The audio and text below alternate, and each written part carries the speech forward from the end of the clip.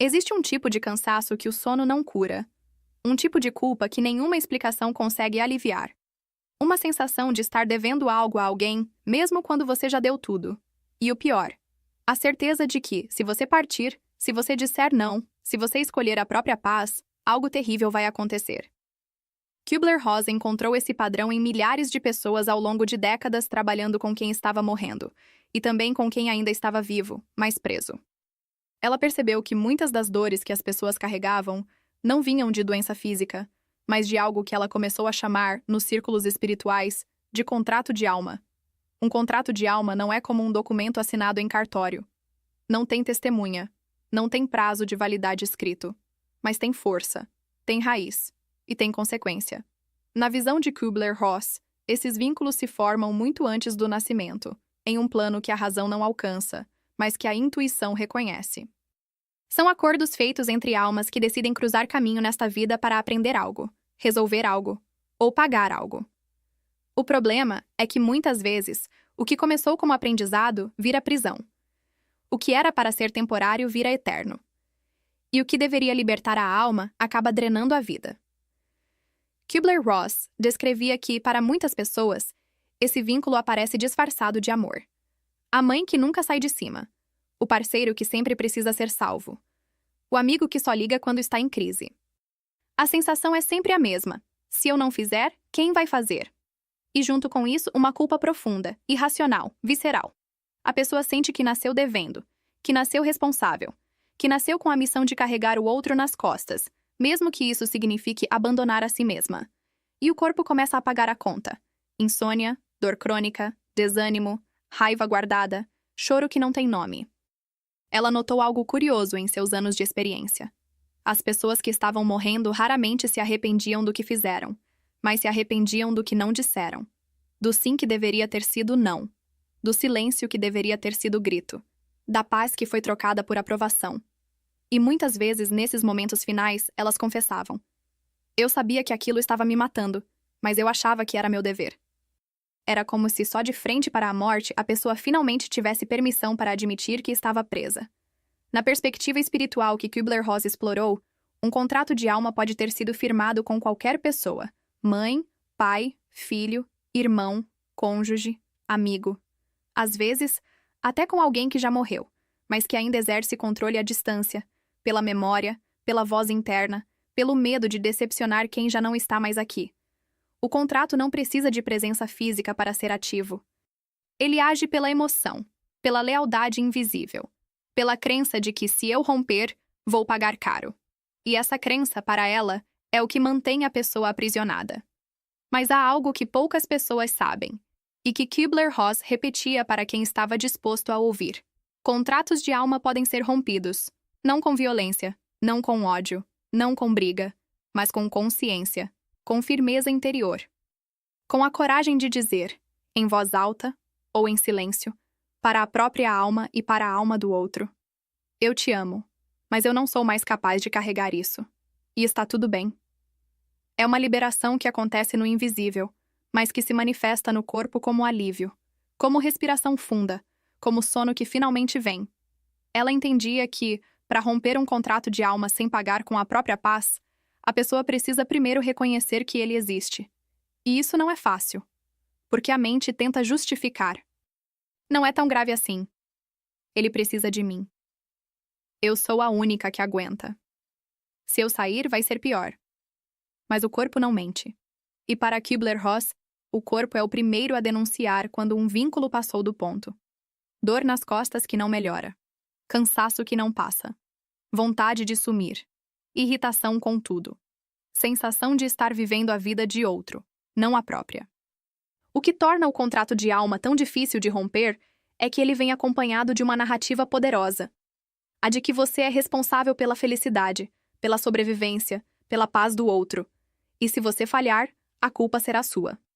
Kübler-Ross via isso em mães que não conseguiam soltar filhos adultos, em filhas que cuidavam de pais abusivos até o fim, esperando um pedido de desculpas que nunca vinha, em cônjuges que permaneciam em relações onde não havia mais afeto, só hábito e medo. E em todos esses casos, havia um denominador comum. A pessoa acreditava que romper seria egoísmo, que cuidar de si seria traição. Mas na visão dela, cuidar de si não é traição. É sobrevivência. E mais do que isso, é respeito. Respeito pela própria alma, que também tem direito a descansar, a respirar, a existir sem culpa. Ela costumava dizer que, se a presença de alguém está tirando sua paz, essa presença não é amor, é dependência. E dependência, por mais que se disfarce de cuidado, é um tipo de prisão para os dois lados. Quem cuida se esgota. Quem é cuidado não cresce. O primeiro passo para romper um contrato de alma, segundo a compreensão espiritual que Kübler-Ross ajudou a popularizar, é admitir, para si mesmo, que você tem o direito de escolher. Que você não nasceu devendo. Que você não é obrigado a carregar o peso da vida de outra pessoa, mesmo que essa pessoa seja alguém que você ama. Que é possível amar e, ainda assim, dizer não. Que é possível honrar sem se destruir. E que se você continuar nesse caminho por medo, por culpa, por obrigação, o que vai acontecer não é nobreza, é adoecimento. Kübler-Ross percebeu, ao longo de décadas ouvindo histórias de dor e de despedida, que existem sinais muito claros de quando uma pessoa está presa em um contrato de alma. E esses sinais aparecem em camadas. O primeiro nível é o corpo. O corpo não tem filtro social, não sabe mentir educadamente, não consegue fingir que está tudo bem. Então ele grita. Às vezes com dor de cabeça que começa no meio da tarde e não passa com remédio. Às vezes com o estômago que não aceita mais comida, como se estivesse fechado por dentro. Às vezes com o coração acelerado do nada. Ou com a sensação de falta de ar, mesmo estando parado. Ela explicava que o corpo é o primeiro a registrar quando a alma está sendo forçada a carregar algo que não é dela. E no caso de contratos de alma, o corpo reage como se estivesse sendo invadido, porque, de certa forma, está.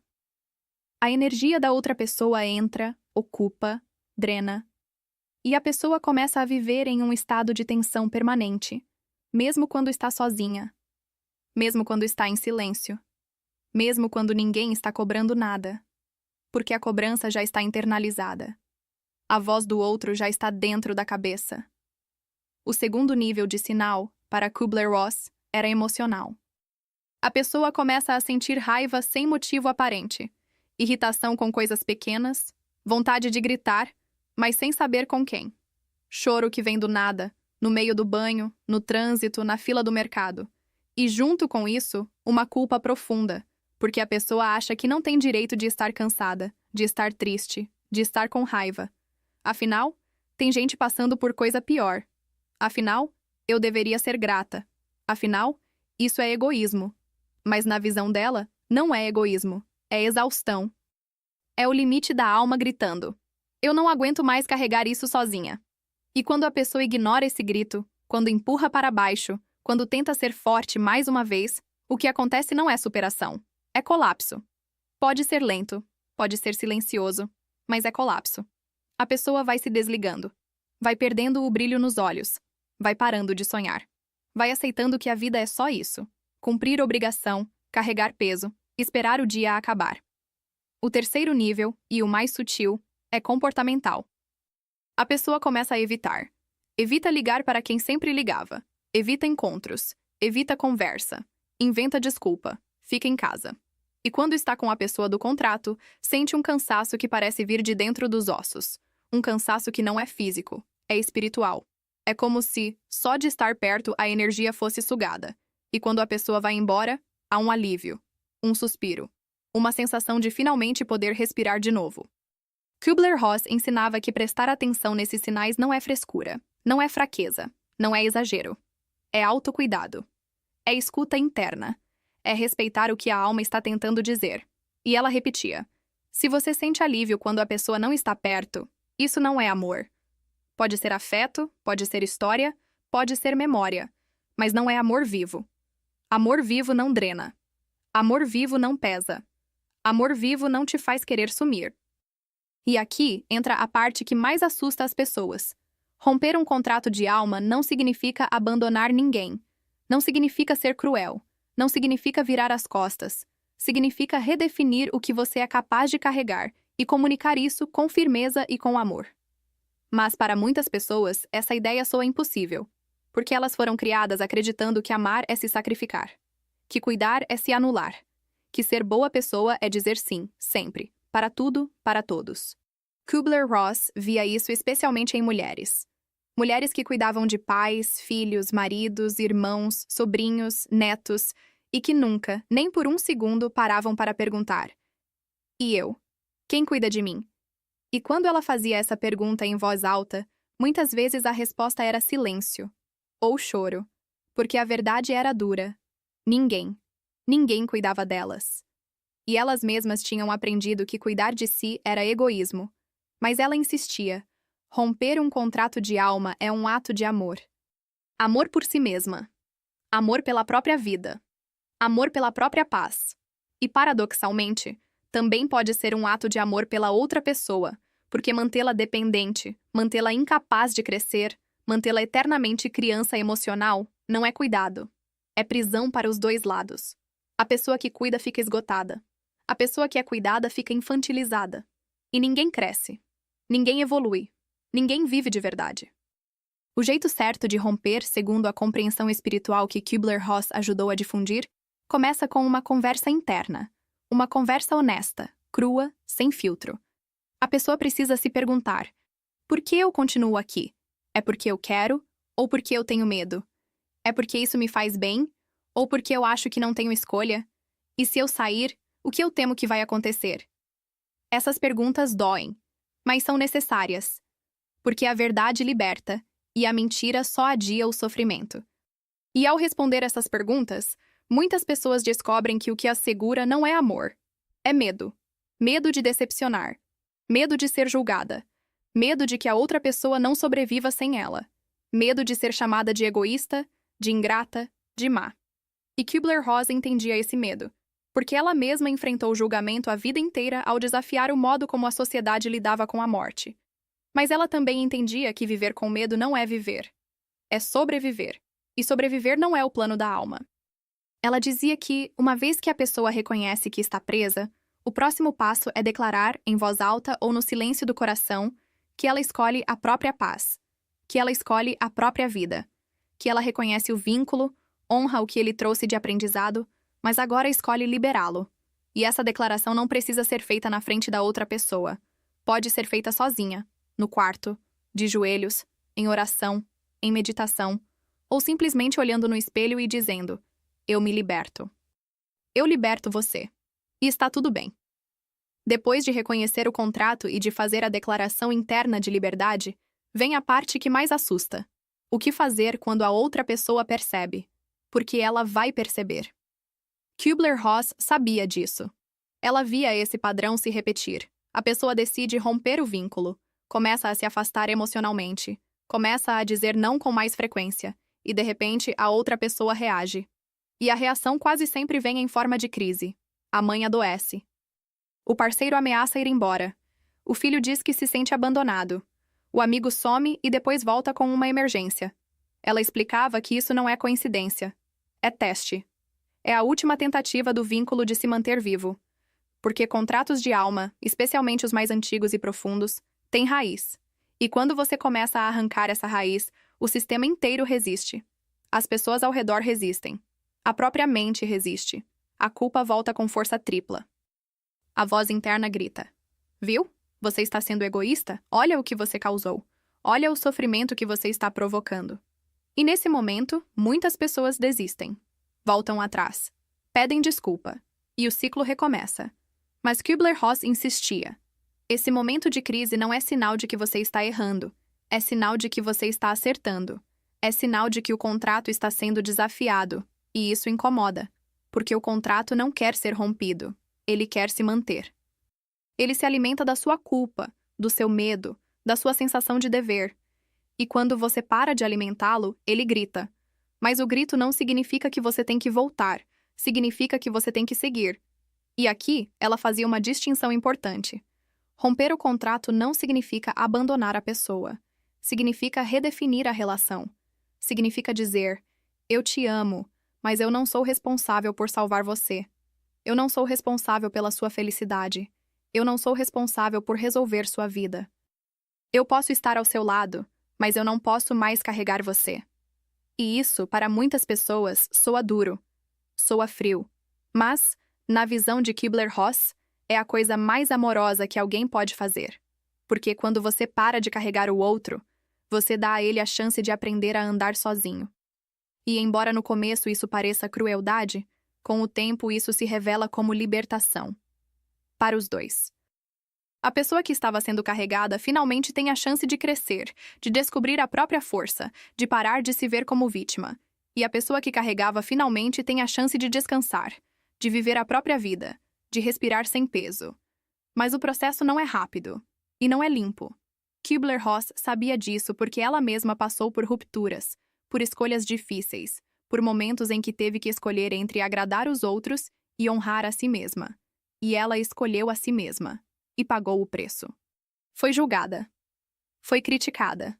Foi chamada de fria, de insensível, de egocêntrica. Mas ela entendia que esse era o preço da liberdade. E que liberdade não é barata. Liberdade custa renúncia, custa solidão temporária, custa a coragem de decepcionar. Ela dizia que durante o processo de rompimento, a pessoa precisa se preparar para 3 ondas. A primeira onda é a culpa. Vem forte, vem logo. Vem na forma de pensamentos obsessivos. Será que eu estou sendo egoísta? Será que eu deveria tentar mais uma vez? Será que eu estou exagerando? E nessa onda, a tentação é voltar atrás. Mas ela insistia. Não volte. Respire. Escreva. Chore. Mas não volte. A segunda onda é a raiva. Raiva de ter demorado tanto para perceber. Raiva de ter perdido tanto tempo. Raiva da outra pessoa por ter aceitado ser carregada por tanto tempo sem questionar. Raiva de si mesma por ter permitido. E essa raiva é necessária. Kübler-Ross via a raiva não como defeito, mas como combustível.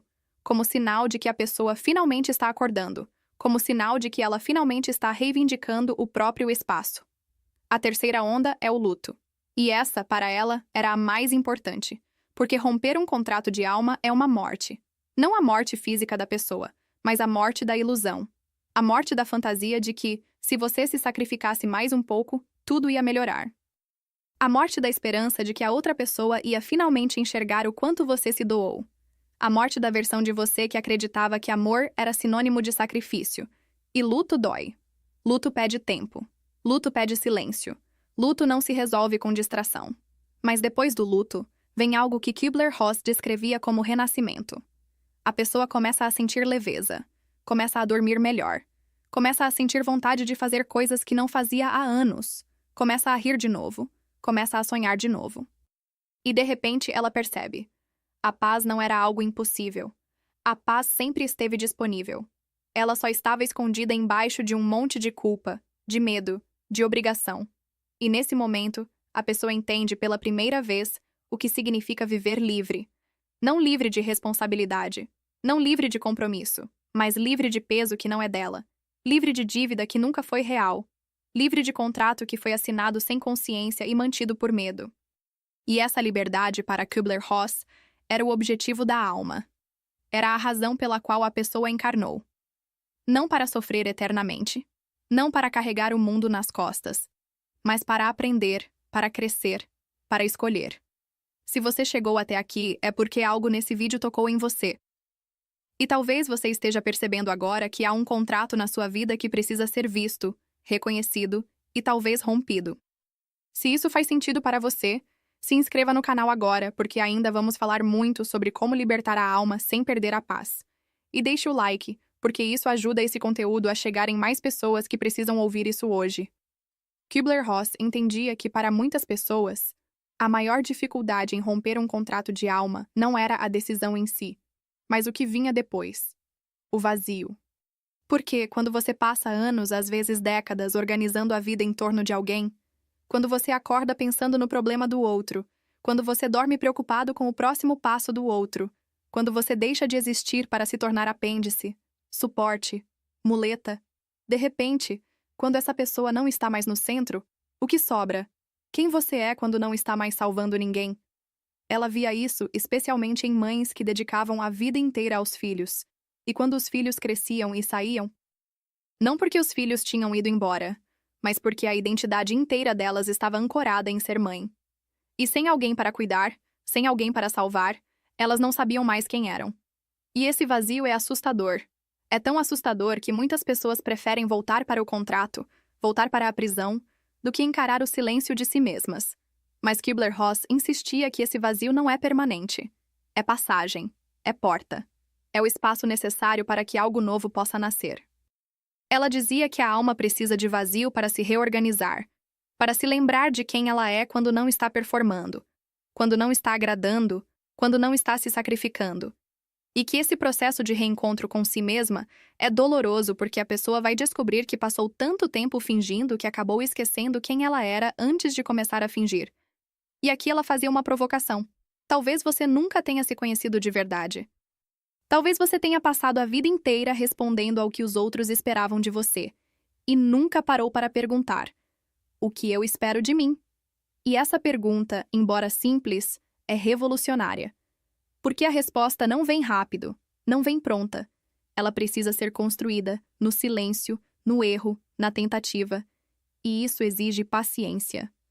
Kübler-Ross orientava que depois de romper o contrato, a pessoa precisava criar rituais de reconexão consigo mesma. E esses rituais não precisavam ser complexos. Podiam ser simples. Acordar 10 minutos mais cedo e ficar em silêncio, só respirando.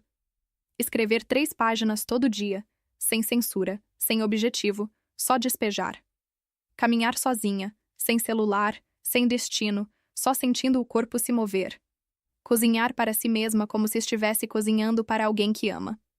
Porque, no fundo, era disso que se tratava: reaprender a se amar. Ela sabia que muitas pessoas iam achar isso bobagem. Iam achar que era perda de tempo. Iam achar que era luxo. Afinal, tem conta para pagar, tem trabalho, tem obrigação, tem gente dependendo. Mas ela rebatia: e você? Quem depende de você estar inteira? Quem depende de você estar viva de verdade, não só funcionando? E a resposta quase sempre era ninguém. Porque a pessoa tinha passado tanto tempo sendo útil que tinha esquecido que ser humano não é sobre utilidade, é sobre presença. Outro ponto que Kübler-Ross abordava era o medo de ser esquecida. Ela percebia que muitas pessoas se mantinham em contratos de alma porque acreditavam que, se parassem de ser necessárias, parariam de ser amadas. Que o amor que recebiam era condicional. Só existia enquanto elas servissem. E se elas deixassem de servir, seriam descartadas. E esse medo não era infundado, porque em muitos casos era exatamente isso que acontecia. A pessoa parava de ceder e a outra pessoa sumia. E para Kübler-Ross, essa era a maior prova de que aquilo nunca foi amor. Amor não some quando você estabelece limite. Amor não desaparece quando você diz não. Amor não te pune por cuidar de si mesma. O que desaparece quando você coloca limite não é amor. É dependência, é manipulação, é uso. E perceber isso dói, mas liberta. Porque a pessoa finalmente entende que passou anos, talvez a vida inteira, confundindo ser usada com ser amada. Ela dizia que no processo de rompimento, a pessoa vai descobrir quem realmente a ama e quem só estava ali pelo que ela oferecia. E essa descoberta é brutal, porque algumas pessoas vão sumir. Algumas pessoas vão ficar bravas. Algumas pessoas vão tentar te fazer sentir culpa. Vão dizer que você mudou, que você ficou egoísta, que você não é mais a mesma. E a resposta certa, segundo Kübler-Ross, é verdade. Eu não sou mais a mesma. Porque a pessoa que eu era estava morrendo. E eu escolhi viver. E ao dizer isso, a pessoa precisa estar preparada para a solidão. Não a solidão eterna, mas a solidão temporária que vem com toda mudança de pele. Porque quando você rompe um contrato de alma, você não está apenas se libertando de uma pessoa. Você está se libertando de um sistema inteiro, de um jeito de viver, de um jeito de se relacionar, de um jeito de existir. E isso assusta as pessoas ao redor. Porque se você consegue se libertar, isso significa que elas também podem. E para muitas pessoas, essa possibilidade é aterrorizante. Kübler-Ross via a liberdade como algo contagioso. Ela via que quando uma pessoa se libertava, especialmente dentro de uma família, isso criava uma onda. Outras pessoas começavam a questionar. Outras pessoas começavam a se perguntar: será que eu também posso? E dependendo da família, isso era celebrado. Mas na maioria das vezes, isso era combatido. Porque sistemas disfuncionais sobrevivem de silêncio, de conformidade, de medo. E quando alguém quebra o silêncio, quando alguém rompe a conformidade, quando alguém desafia o medo, o sistema inteiro treme. Ela ensinava que, nesse momento, a pessoa precisa de apoio. E se não encontrar apoio dentro da família, precisa buscar fora.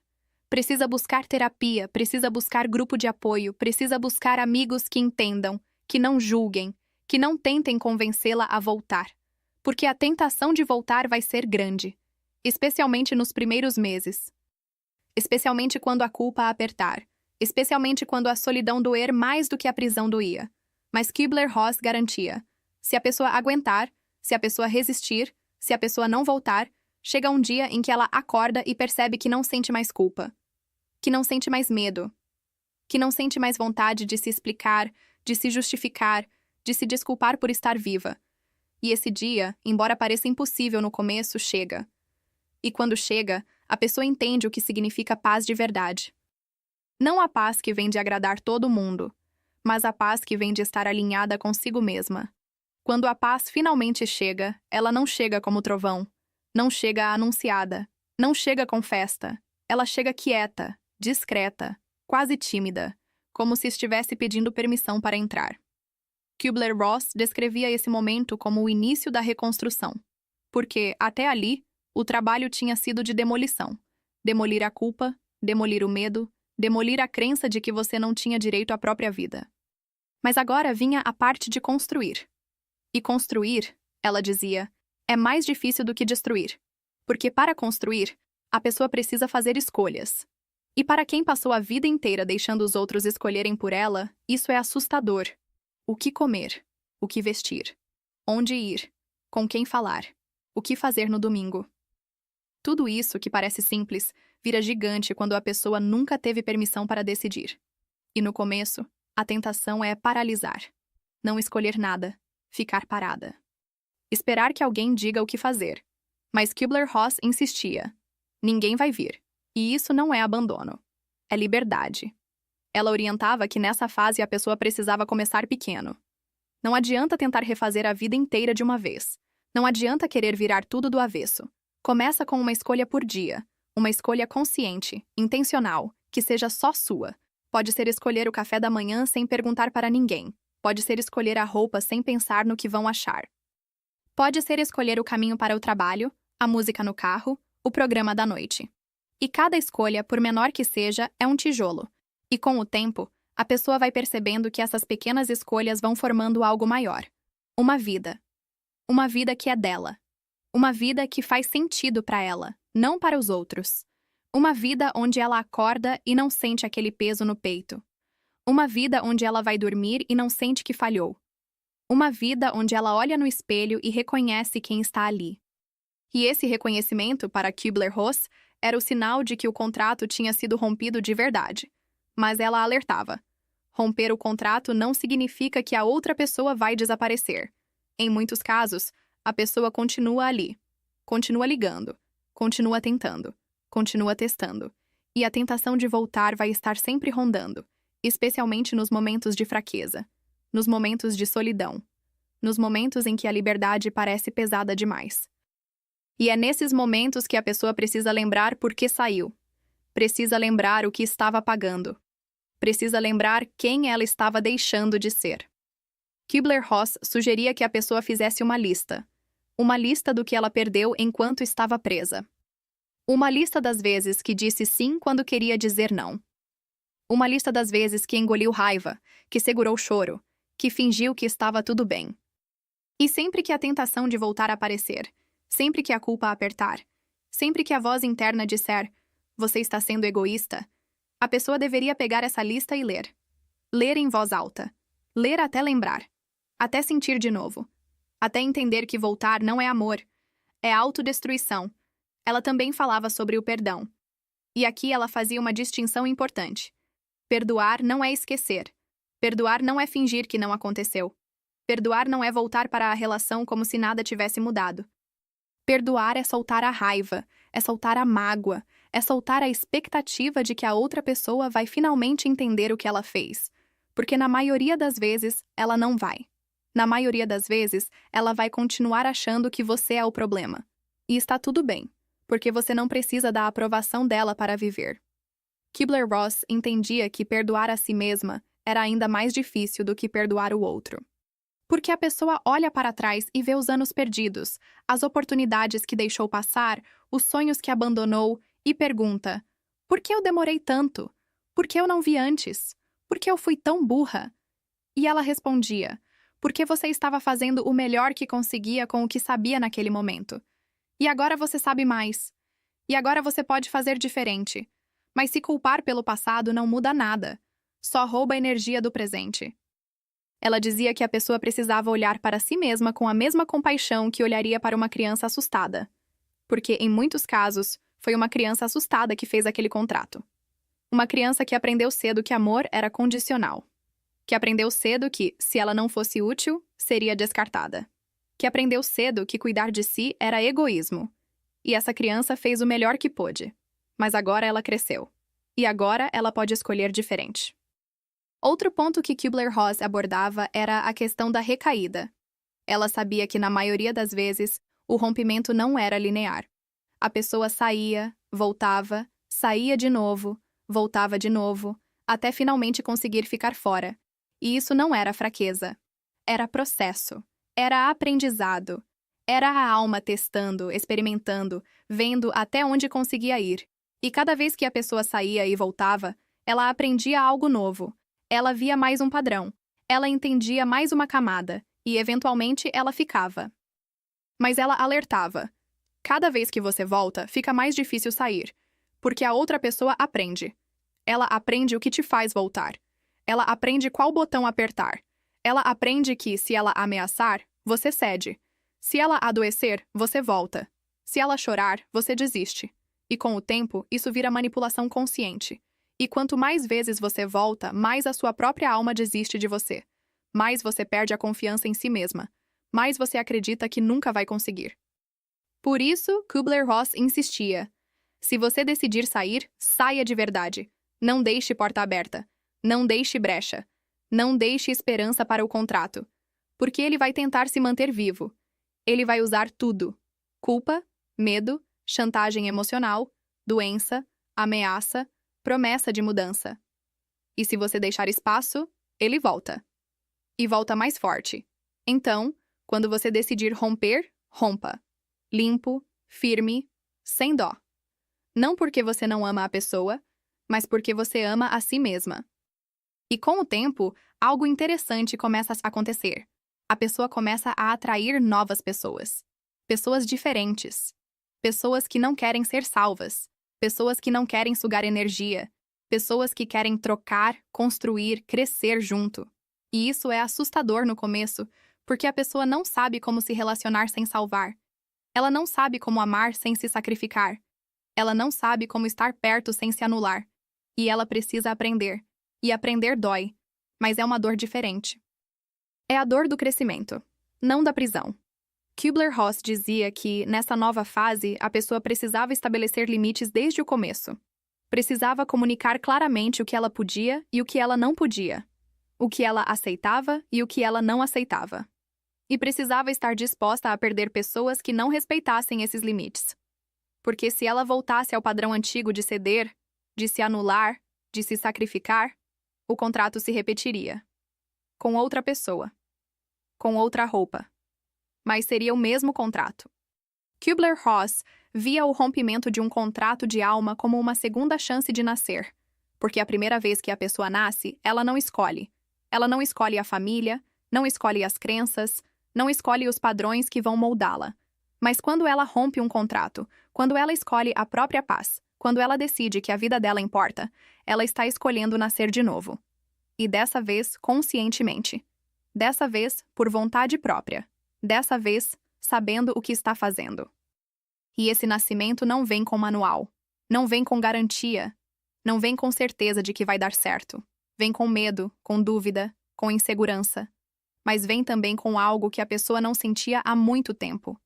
Esperança. Esperança de que é possível viver diferente. Esperança de que é possível amar sem se perder. Esperança de que é possível existir sem carregar o mundo nas costas. E essa esperança, por menor que seja, é suficiente para começar.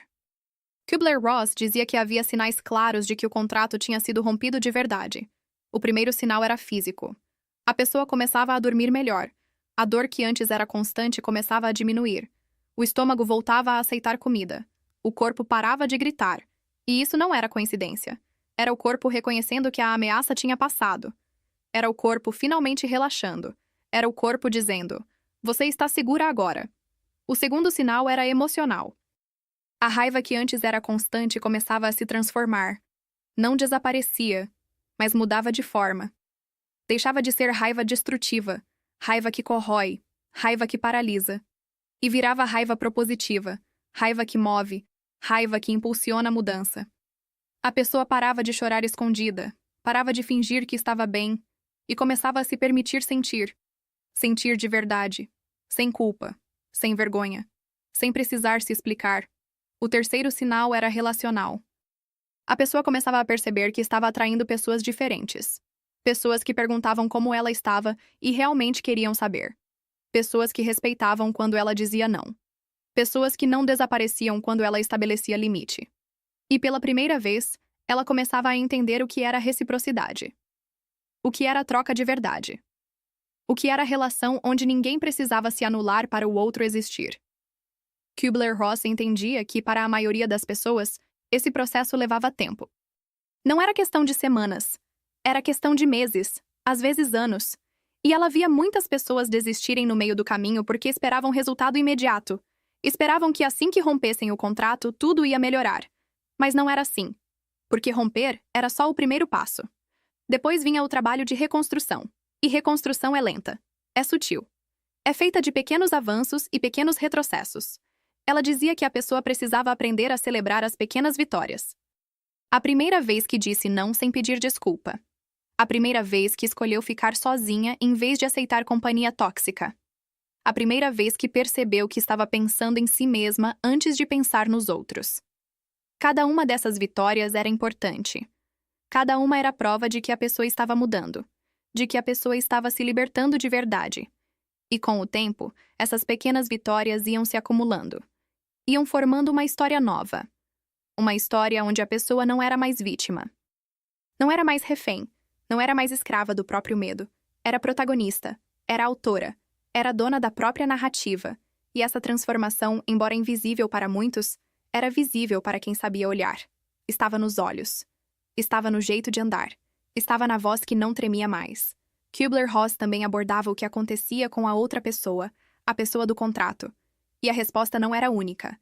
Em alguns casos, a pessoa reagia com raiva, com rancor, com vingança. Tentava destruir a reputação de quem saiu. Espalhava mentiras. Fazia todo mundo escolher lado. E isso doía. Doía muito. Porque a pessoa que rompeu o contrato descobria que muitas pessoas iam acreditar na versão do outro. Muitas pessoas iam julgá-la sem ouvir. Muitas pessoas iam virar as costas. Mas em outros casos, algo surpreendente acontecia. A pessoa do contrato, depois do choque inicial, depois da raiva, depois da tentativa de trazer a outra de volta, finalmente aceitava. E começava a crescer. Começava a se responsabilizar pela própria vida. Começava a buscar ajuda. Começava a entender que ela também estava presa. E nesses casos, a relação podia ser reconstruída. Não da mesma forma. Não com o mesmo padrão. Mas de forma nova, mais saudável, mais honesta. Kubler-Ross sabia que nem todo contrato terminava com reconciliação. E que isso era ok. Porque o objetivo do rompimento não era salvar a relação. Era salvar a si mesma. E se a relação pudesse ser salva depois? Ótimo. Mas se não pudesse, também estava bem. Porque a pessoa tinha aprendido que ela podia sobreviver sem aquele vínculo. Que ela podia existir sem aquela validação. Que ela podia viver sem aquele amor condicional que nunca foi amor de verdade. Ela dizia que o maior presente que alguém pode se dar é a própria liberdade. Não a liberdade de fazer o que quer, mas a liberdade de ser quem é. Sem máscara. Sem performance. Sem precisar agradar. E que essa liberdade não é dada. Não é herdada. Não é presenteada. É conquistada. É arrancada. É escolhida todos os dias, especialmente nos dias em que tudo grita para você voltar atrás. Kubler-Ross via que, no fim, contratos de alma não eram vilões. Eram professores. Professores duros, professores dolorosos, mas professores. Porque eles mostravam para a pessoa onde ela precisava crescer, onde ela precisava se fortalecer, onde ela precisava aprender a dizer não. E quando a pessoa finalmente aprendia a lição, quando ela finalmente rompia, ela não saía a mesma, ela saía transformada, ela saía mais forte, ela saía mais inteira. E essa transformação não beneficiava só ela, beneficiava todo mundo ao redor. Porque quando uma pessoa se liberta, ela se torna exemplo. Ela mostra para as outras que é possível, que não é preciso passar a vida inteira carregando peso que não é seu, que não é preciso morrer devagar para agradar os outros, que é possível escolher a paz, e escolher a paz não é egoísmo, é sabedoria, é amor próprio, é o tipo de coragem que muda gerações. Kübler-Ross passou a vida olhando para a morte, olhando para pessoas que estavam partindo, e nesses momentos finais, ela via algo que se repetia: arrependimento. Arrependimento de não ter vivido mais, de não ter amado mais a si mesmo, de não ter tido coragem de romper o que precisava ser rompido, de ter esperado permissão que nunca veio, de ter desperdiçado a vida carregando culpa que nunca foi real. E ela não queria isso para ninguém. Ela queria que as pessoas entendessem, antes de estar na cama de hospital, antes de estar sem tempo, antes de estar sem escolha, que a vida é agora, que a liberdade é agora, que o rompimento é agora, que não adianta esperar o momento perfeito, porque ele não vai chegar. Não adianta esperar a outra pessoa mudar, porque ela não vai. Não adianta esperar alguém te dar permissão, porque ninguém vai dar.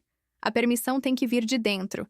E se você chegou até o final desse vídeo, é porque algo em você sabe que precisa romper, sabe que precisa se libertar, sabe que precisa escolher a própria paz. Mesmo que isso custe solidão temporária, mesmo que isso custe ser mal interpretado, mesmo que isso custe decepcionar quem você sempre tentou agradar. Então faça isso agora. Deixe seu comentário aqui embaixo dizendo qual contrato você está pronto para romper. Não precisa dar detalhes. Pode ser só uma palavra. Mas coloque para fora. Porque declarar é o primeiro passo para libertar. Compartilhe esse vídeo com alguém que você sabe que está preso e precisa ouvir isso. E se inscreva no canal porque ainda vamos falar muito sobre como libertar a alma sem perder a essência. A sua paz está esperando. E ela sempre esteve mais perto do que você imagina.